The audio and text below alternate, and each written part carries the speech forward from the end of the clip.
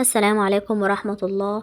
النهاردة الفيديو هيكون عن تفسير حلم تساقط الشعر أو لمس الشعر في المنام.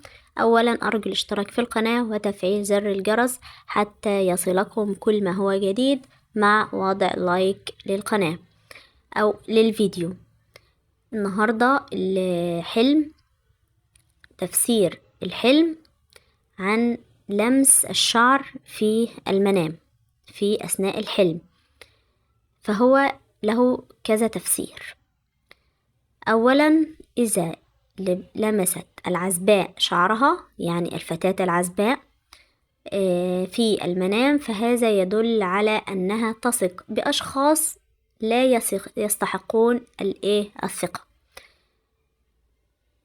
فجدير بها أنها تعلم أن ليس كل الأشخاص يستحقون الثقة الكاملة، ولكن الحلم يختلف من المرأة أو الرجل.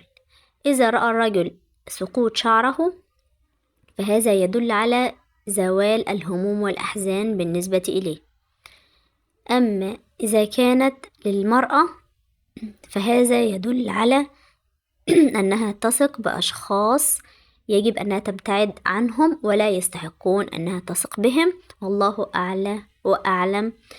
وإذا رأت المتزوجة أيضا فهو يدل على أنها أيضا تثق بأشخاص لا يستحقون، عكس ما يراه الرجل، فهو يدل في الرجل على أنه سوف يزول عنه الهموم والأحزان والمشاكل عن قريب بإذن الله، فهذا من الرؤى المحمودة.